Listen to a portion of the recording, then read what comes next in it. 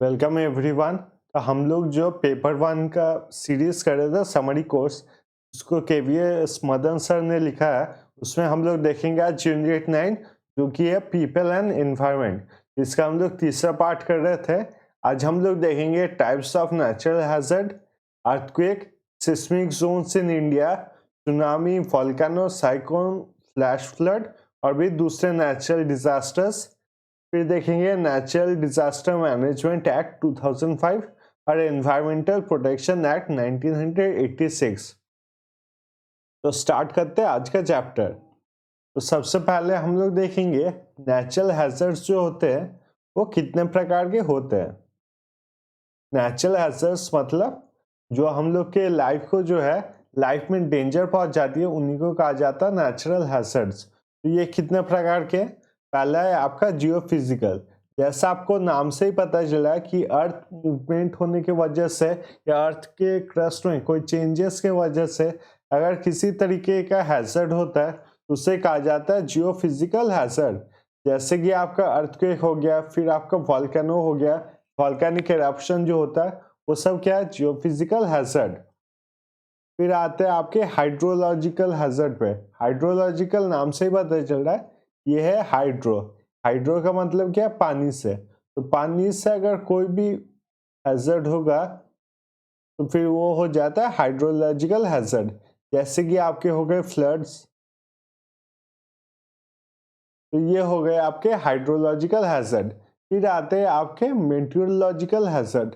Meteorological hazard क्या होता है? मेट्रोलॉजिकल मतलब होता है क्लाइमेट का अगर चेंज हो एक स्मॉल टाइम के लिए, वह थोड़े से टाइम के लिए, एक दिन के लिए, 2 दिन के लिए वेदर में कोई एक्सट्रीम चेंजेस हो और उसके वजह से किसी तरह का नेचुरल हैजर्ड बने तो फिर उसे कहा जाता है मेट्रोलॉजिकल। जैसे कि आपका साइक्लोन हो गया या फिर आपका टॉर्नेडो हो गया, तो ये क्या होता है? Extreme changes in weather condition. ये एक दिन के लिए, 2 दिन के लिए होते हैं या फिर कुछ घंटों के लिए, तो उन्हें कहा जाता है मेट्रोलॉजिकल। और यही जब वेदर चेंजेस काफी लंबे समय के लिए होते हैं, इन्हें कहा जाता है क्लाइमेटोलॉजिकल। ये होता है काफी लंबे टाइम के लिए, लंबे टाइम के लिए। जैसे काफी लंबे टाइम के लिए कहीं पे बारिश नहीं हो रहा और धूप बहुत ज्यादा है तो क्या होगा? वहां पर ड्राउट आ जाएगा। या फिर मान लीजिए कोई जंगल में बहुत टाइम से बारिश नहीं हो रहा, उसके बाद क्या होता है? जंगल के जो पत्ते हैं उनके बीच में आपका फ्रिक्शन होता है और फ्रिक्शन से क्या होता है? फायर लग जाता है। और फायर को बुझाने के लिए भी कोई चीज नहीं होता क्योंकि पूरा जंगल जो है उसमें बिल्कुल भी मॉइस्चर नहीं है और पूरा सूखा हुआ जंगल है, जिससे होता है वाइल्ड फायर। तो क्लाइमेटोलॉजिकल हैजर्ड्स क्या होते हैं? जो आपके लॉन्ग टाइम तक वेदर में चेंजेस होने के कारण जो हैजर्ड्स बनते हैं उन्हें कहा जाता है क्लाइमेटोलॉजिकल हैजर्ड। आखिर में हम लोग पढ़ेंगे बायोलॉजिकल हैजर्ड। बायोलॉजिकल हैजर्ड क्या हो गया? जैसे अभी का मान लीजिए कोरोना वायरस है, तो ये सब हो गया बायोलॉजिकल हैजर्ड्स। या फिर आप बहुत सारे मूवीज में देखेंगे कि यहाँ पर एंटर करने से मना किया क्योंकि यहाँ पर बहुत डेंजरस वायरसेस है। तो ये हो गया आपके बायोलॉजिकल हैजर्ड्स। इसके बाद पढ़ेंगे हम लोग अर्थक्वेक के बारे में। अर्थक्वेक के बारे में अगर बात की जाए, अर्थक्वेक कैसे होता है? जो हम लोग रहते हैं धरती के नीचे, धरती बहुत सारे हिस्से में डिवाइडेड है और ये सब हिस्से को कहा जाता है आपका टेक्टोनिक प्लेट्स। Tectonic plates. जब इन टेक्टोनिक प्लेट्स में मूवमेंट होता है वो कभी कभी एक दूसरे से जाके धक्का लग जाता है। ये मान लीजिए टेक्टोनिक प्लेट ऐसे मूवमेंट हुआ और यहाँ पर जाके उसका धक्का लग गया। ये धक्का लगने से क्या होता है? आपका एक प्रेशर क्रिएट होता है दोनों टेक्टोनिक प्लेट में और इससे क्या होता है? इससे फॉल्ट्स जनरेट होता है। जब ये फॉल्ट्स पे प्रेशर बहुत ज्यादा बढ़ जाता है तब ये फॉल्ट्स निकालती है आपकी सिस्मिक सिस्मिक वेव्स और इसी सिस्मिक वेव से होता है आपका अर्थक्वेक। तो अर्थक्वेक कैसे होता है? जो हम लोग धरती में रहते हैं वो एक्चुअली रहता है हम लोग टेक्टोनिक प्लेट्स में। तो अर्थ काफी टेक्टोनिक प्लेट्स में डिवाइडेड है। इन टेक्टोनिक प्लेट्स के बीच में जब धक्का लगता है तब इनमें प्रेशर क्रिएट होता है और जन्म लेता है फॉल्ट्स। जब फॉल्ट्स में प्रेशर बहुत ज्यादा जम जाता है तब जाके फॉल्ट से निकलता है आपका सिस्मिक वेव्स। इन सिस्मिक वेव से होता है आपका अर्थक्वेक। अब जो ये सिस्मिक वेव है ये दो प्रकार के हैं, एक है बॉडी वेव्स और दूसरा है सरफेस वेव। मान लीजिए ये अर्थ का कोर है और ये बाहर आपका अर्थ है, अर्थ का सरफेस है। तो बॉडी वेव्स क्या होता है, जो अंदर में वेव्स चलते हैं उन्हें कहा जाता है बॉडी वेव्स। मान लीजिए यहाँ पर आपका सेंटर था अर्थक्वेक का, तो ये जो आपके सिस्मिक वेव्स निकलते हैं इन्हें कहा जाता है बॉडी वेव्स। जिससे आपका डिस्ट्रक्शन होता है सरफेस में उससे कहा जाता है सरफेस वेव। यहाँ पर जो सरफेस में आपके बिल्डिंग्स है या फिर आपके रास्ते हैं और वो सब डिस्ट्रक्शन होते हैं, वो सब होते हैं आपके सरफेस वेव्स है। तो अर्थ के बॉडी में जो वेव्स ट्रेवल करते हैं उन्हें कहा जाता है आपका बॉडी वेव्स। इसके बाद पढ़ेंगे सिस्मिक जोन्स इन इंडिया के बारे में। सिस्मिक जोन्स इन इंडिया में अगर देखा जाए तो ये सब मेनली बनाया गया था आपके इंडिया में बहुत सारे अर्थक्वेक्स होने के बाद। इसके बाद एक ब्यूरो बनाया गया था जिसने इंडिया को आपके 4 हिस्सों में डिवाइड कर दिया, जोन 2, 3, 4, 5। जिसने इन 4 हिस्सों में डिवाइड कर लिया, जिसने इन 4 हिस्सों में डिवाइड कर दिया था इंडिया के रीजन्स को, उसका नाम था ब्यूरो ऑफ इंडियन स्टैंडर्ड्स। तो ब्यूरो ऑफ इंडियन स्टैंडर्ड्स ने 4 हिस्से में इसलिए डिवाइड किया था कि किस जोन में आपके कितना भयानक अर्थक्वेक या फिर आपके सिस्मिक वेव्स आ सकते हैं। तो आपका जोन 5 जो है वो आपका मोस्ट डेंजरस है और आपका जोन 2 जो है वो आपका लीस्ट डेंजरस है। तो सबसे डेंजरस है आपका जोन 5 और सबसे कम डेंजरस है आपका जोन 2। तो जोन 5 में आता है ज्यादातर नॉर्थ के स्टेट्स, जैसे आपका जम्मू कश्मीर, उत्तराखंड, ये सब आता है आपके जोन 5 में। फिर आते हैं मॉडिफाइड मर्केली स्केल। तो ये जो स्केल होता है कितना मतलब इसका अर्थक्वेक हो सकता है, कितना इसके सिस्मिक वेव्स आ सकते हैं, इसके लिए मेजर किया जाता है मॉडिफाइड मर्करी स्केल से, मॉडिफाइड मर्कली स्केल। और हालांकि अर्थक्वेक जो है उसे नापा जाता है आपके रिक्टर स्केल से, पर ये जोन्स को डिवाइड किया गया on the basis of modified Mercalli scale. अब पढ़ेंगे दूसरे कुछ डिजास्टर्स के बारे में। तो उसमें पहला आया है सुनामी। सुनामी की अगर बात की जाए तो सुनामी में क्या होता है, मान लीजिए ये ओशियन सरफेस है और यहाँ पर आपका ओशियन है। ओशियन का लेवल सरफेस जो होता है, मतलब ओशियन के नीचे जो जमीन रहती है उसे कहा जाता है आपका ओशियन सरफेस। तो यहाँ पर मान लीजिए अगर कोई अर्थक्वेक आया या किसी कारण ये नीचे डिस्टरबेंस हुआ तो क्या होता है, ये ऊपर में जो पानी होता है उससे भी डिस्टरबेंस होता है और वो एक डेंजरस फॉर्म ले लेती है, एक वेव के तरह बन जाती है। तो इसी को कहा जाता है सुनामी। तो सुनामी जो है वो आपके नीचे डिस्टरबेंस के वजह से हो सकता है या फिर ऊपर से अगर कोई डिस्टरबेंस हो तब भी हो सकता है। मान लीजिए एक बहुत बड़ी साइज की मेटेरॉइट है और वो जाके ओशियन में गिरती है तो उससे भी आपका सुनामी क्रिएट हो जाता है।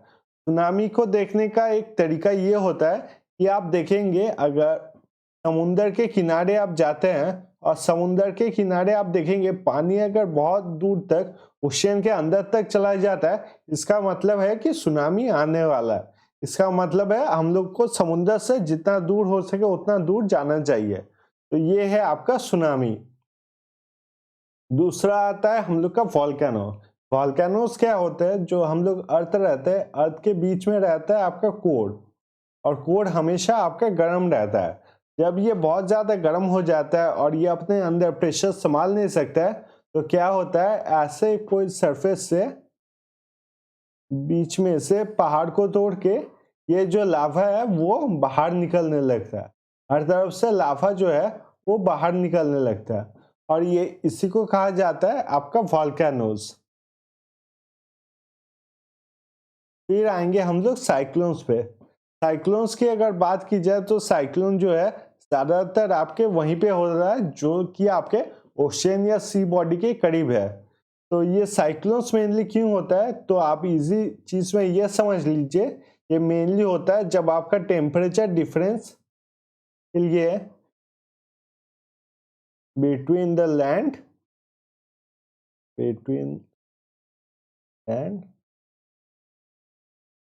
एंड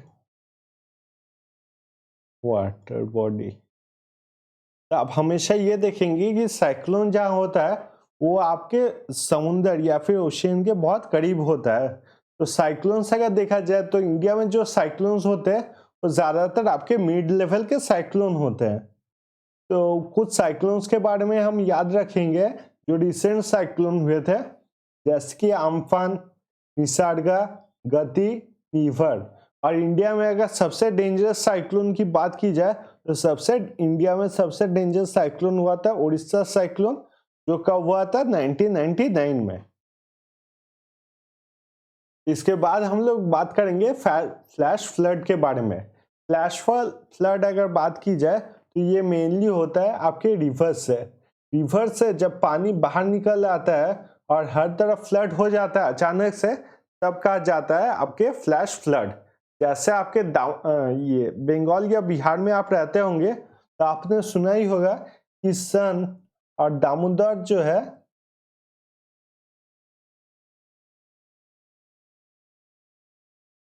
सन रिवर को कहा जाता है आपका सॉडो ऑफ बिहार और दामोदर रिवर को कहा जाता है आपका सॉडो ऑफ बंगाल। तो ये नाम क्यों दिया गया, क्योंकि ऐसा है कि ये नदी जो है ये बहुत ही अनस्टेबल नदी है। ये दोनों नदी सन और दामोदर नदी काफी अनस्टेबल नदी है। तो क्या होता है नदी में मान लीजिए अगर पानी बह रहा है और अचानक से बहुत जोर बारिश आ गया तो क्या होता है ये पानी अचानक से बहुत ज्यादा इंक्रीज हो जाती है और ये पानी आपके घर घर तक पहुंच जाती है। अब फ्लैश फ्लड का मतलब यही होता है, फ्लड का मतलब तो आपको पता ही है, फ्लैश फ्लड मतलब अचानक से सारे जगहों में पानी भर जाता है। तो यही है आपका फ्लैश फ्लड। दूसरा अगर बात करें तो है आपके क्लाउड बर्स्ट। क्लाउड बर्स्ट आप नाम से ही समझ सकते हैं कि दो वर्ड से बना है, क्लाउड और बर्स्ट।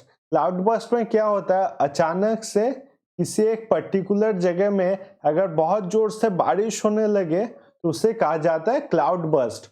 और ये जैसा आप लोग सोच रहे होंगे कि बहुत जोर बारिश तो हमारे घर में भी होता है, बहुत बार हमने ये भी देखा है कि दूसरी जगह में हो रहा है बारिश बहुत जोर, पर ऐसा नहीं है। क्लाउड बर्स्ट में क्या होता है बहुत सारे बादल जो है एक जगह पे जॉइन हो जाते हैं और एक ही साथ अपना पानी जो है अर्थ में ड्रॉप करते हैं। तो आप मान लीजिए अगर कहीं क्लाउड बर्स्ट होगा और आप 1 किलोमीटर दूर है तो 1 किलोमीटर दूर कोई बारिश नहीं होगा, पर क्लाउड बर्स्ट के जगह बहुत जोर बारिश होगा और इससे बिल्डिंग्स जो है टूट जाती है, लोग मर जाते हैं। तो क्लाउड बर्स्ट जो है वो काफी डेंजरस होता है। अगर आप चाहे तो यूट्यूब में भी इसके वीडियोस देख सकते हैं। यूट्यूब में देंगे क्लाउड बर्स्ट, आपके वहां पर देखने के लिए काफी वीडियोस मिल जाएंगे। फिर हम लोग आते हैं ड्राउट पे। ड्राउट की अगर बात की जाए तो ड्राउट के बारे में तो हम सबको ही पता है। अब ड्राउट 4 प्रकार के होते हैं। पहला है आपका मीटरोलॉजिकल। मेट्रोलॉजिकल मतलब क्या होता है आपके नेचुरल कंडीशन से, नेचुरल वजह से जब ये ड्राउट कॉज किया जाता है तब होता है आपका मेट्रोलॉजिकल। जैसे आपका मान लीजिए कि धूप बहुत ज्यादा है, हवा में मॉइस्चर नहीं है, तो अगर नेचुरल वजह से ये डिजास्टर होगा ड्राउट का तो उसे कहा जाता है मेट्रोलॉजिकल। फिर आते हैं हाइड्रोलॉजिकल। हाइड्रोलॉजिकल कब होता है जब आपका रेनफॉल होना बंद हो जाए, उस जगह पे रेनफॉल होना बंद हो जाए, वहां पर जो लेक्स है रिवर्स है वो सब सूख जाए, सॉइल का जो मॉइस्चर है वो बिल्कुल खत्म हो जाए, तो फिर ये होता है आपका हाइड्रोलॉजिकल ड्राउट। फिर आते हैं एग्रीकल्चरल ड्राउट। एग्रीकल्चरल ड्राउट कब होता है जब आपका सॉइल जो है सॉइल का क्वालिटी बहुत ही बुरा हो जाता है और वहां पर आपके क्रॉप्स जो है वो कैन नॉट ग्रो। तो क्रॉप्स आपके जब वहां पर ग्रो नहीं करते तो आस्ते आस्ते क्या होता है कि क्रॉप्स नहीं ग्रो होने पे लोगों को खाना नहीं मिलता है और वो वहां पर नहीं रह पाते। इसे कहा जाता है आपका एग्रीकल्चर ड्राउट। और लास्ट में आता है आपका सोशियो इकोनॉमिक ड्राउट। ये आपका कह सकते हैं कि ये मैन मेड ड्राउट है, इंसान खुद की इच्छा से ये ड्राउट बना दे। क्या होता है, अगर किसी जगह पे कंडीशन बहुत खराब हो गई है और वहां पर जो सरकार है वो अगर ठीक से उसको हेल्प ना करे, इसके वजह से ड्राउट में लोग मारे जाए, तो ये होता है आपका सोशियो इकोनॉमिक ड्राउट। जैसे कि एक एग्जांपल है बंगाल फेमिन, जो इंडिया में हुआ था 1940s में। उसके टाइम पे जो चर्चिल थे, उन्होंने जानबूझ के आपका मदद जो है बंगाल में नहीं भेजा था और वर्ल्ड वॉर 2 के सिपाहियों के लिए वो खाना रख दिया था। तो अगर मैनमेड तरीके से ड्राउट को कॉज किया जाए तो उसे कहा जाता है आपका सोशियो इकोनॉमिक ड्राउट। फिर आएंगे वाइल्ड फायर के बारे में। वाइल्ड फायर तो आपने टीवी पे देखा ही होगा कि ब्राजील के अमेज़न में, ऑस्ट्रेलिया में, ये सब जगह पे वाइल्ड फायर हो जाता है। वाइल्ड फायर क्यों होता है? जब बहुत दिनों से उस जगह पे रेनफॉल नहीं हो रहा है, और रेनफॉल नहीं हो रहा है इसका मतलब क्या है कि उस जगह पे आपका किसी भी तरीके का मॉइस्चर जो है वो नहीं रहेगा। और मॉइस्चर नहीं रहने से क्या होता है, जो ट्रीज है, ट्रीज के लीव्स के बीच फ्रिक्शन होता है,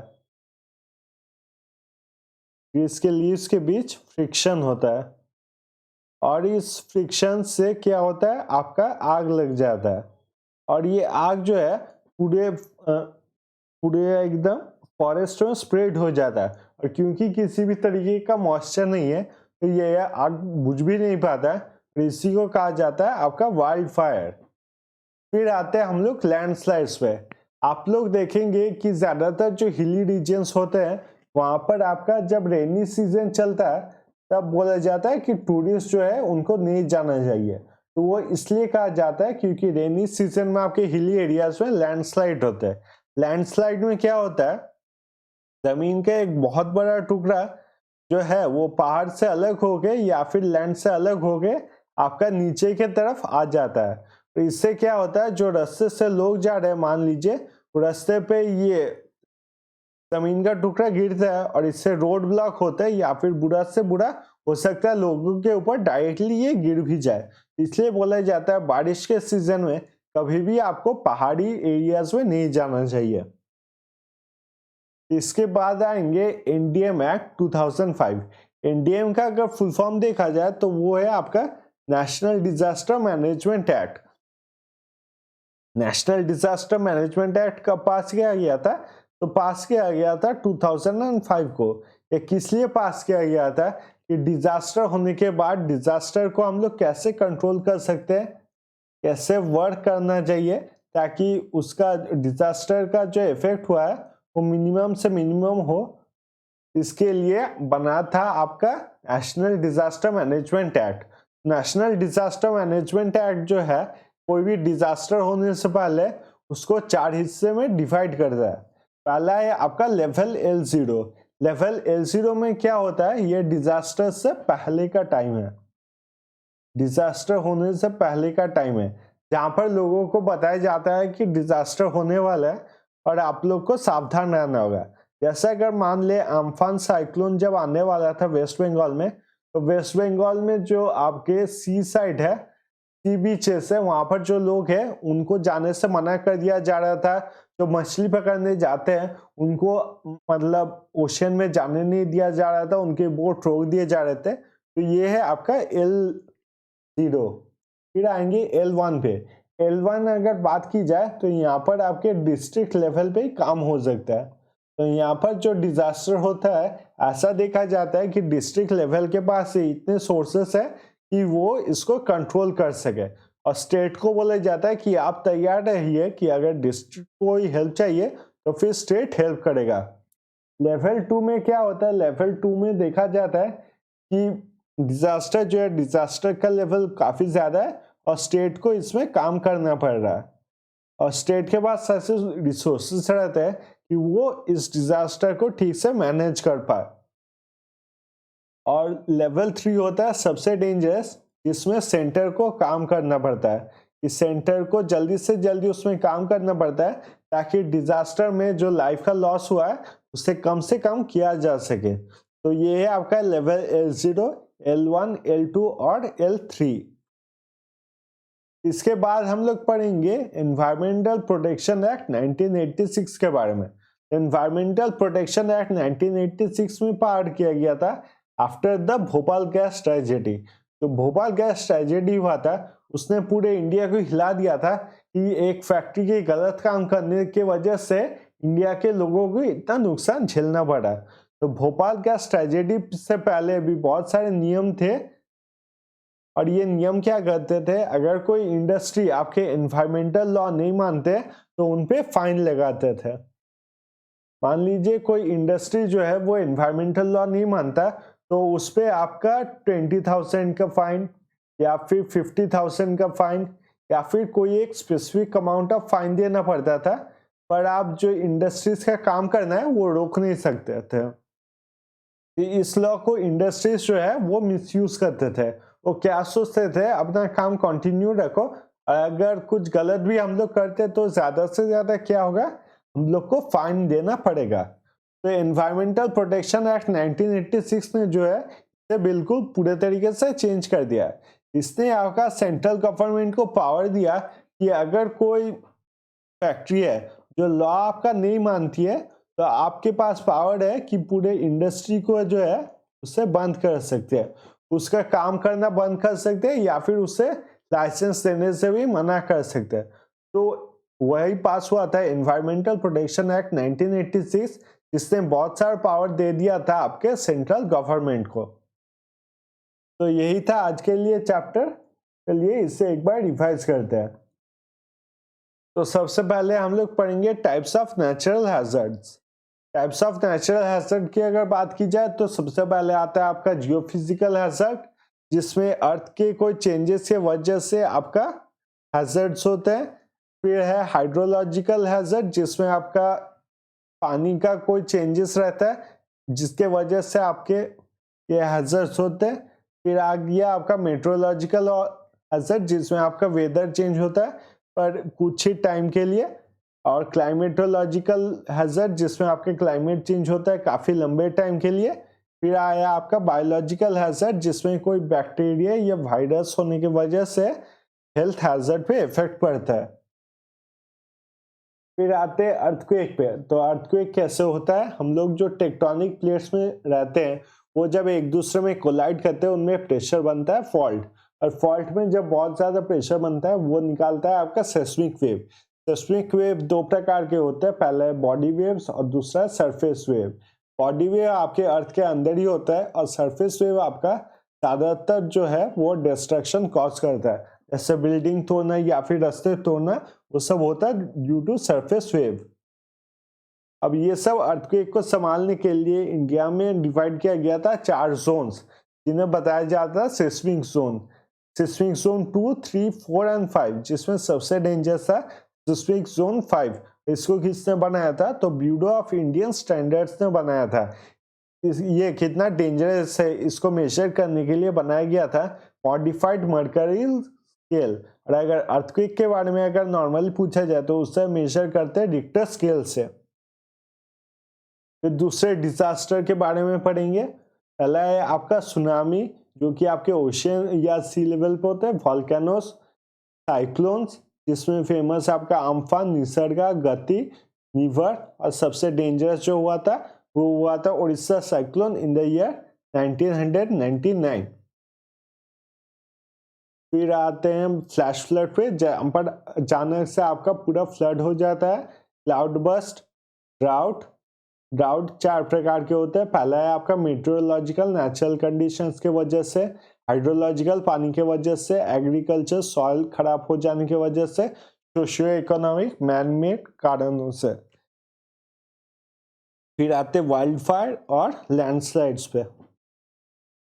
फिर बनाया गया था natural disaster management act. Natural disaster management act बनाया गया था 2005 को। नेचुरल डिजास्टर मैनेजमेंट एक्ट में गवर्नमेंट को कैसे काम करना है इसके लिए 4 लेवल बनाए गए थे। L0 है आपका डिजास्टर होने से पहले का काम। L1 है आपका डिस्ट्रिक्ट लेवल पे जो काम होता है, L2 है आपको स्टेट का इंटरफेयर करना पड़ता है, L3 मतलब होता है सबसे डेंजरस, जिसमें आपका सेंटर को रेडी रहना चाहिए और काम करना चाहिए टू प्रोटेक्ट लाइव्स। फिर देखेंगे इन्वायरमेंटल प्रोटेक्शन एक्ट, जिसे पास किया गया था 1986 को, और इसको पास किया गया था after the Bhopal gas tragedy. इसमें आपके सेंट्रल गवर्नमेंट जो है उनको पावर दिया गया था कि कोई अगर फैक्ट्री हो और वो एनवायरमेंटल लॉज को फॉलो ना करे तो आप उसको बंद भी कर सकते हैं या फिर काम चलने से रोक भी सकते हैं। वो था आपका एनवायरमेंटल प्रोटेक्शन एक्ट 1986। अब देख लेंगे आज का क्वेश्चन क्या है। Cyclones come under which type of natural hazard? Option A है आपका जियोफिजिकल, ऑप्शन बी है आपका मेट्रोलॉजिकल, ऑप्शन सी है आपका क्लाइमेटोलॉजिकल और ऑप्शन डी है आपका नन ऑफ द अबव। तो साइक्लोन्स जो है किस प्रकार के नेचुरल हैजर्ड है? ऑप्शन ए है आपका जियोफिजिकल, ऑप्शन बी है आपका मेट्रोलॉजिकल, ऑप्शन सी है आपका क्लाइमेटोलॉजिकल, ऑप्शन डी है नन ऑफ द अबव। इसका जो आंसर है मुझे कमेंट सेक्शन में जरूर बताइएगा। तो ये वीडियो अगर अच्छा लगे तो चैनल को सब्सक्राइब कीजिए और ये वीडियो आखिर तक देखने के लिए थैंक यू सो मच।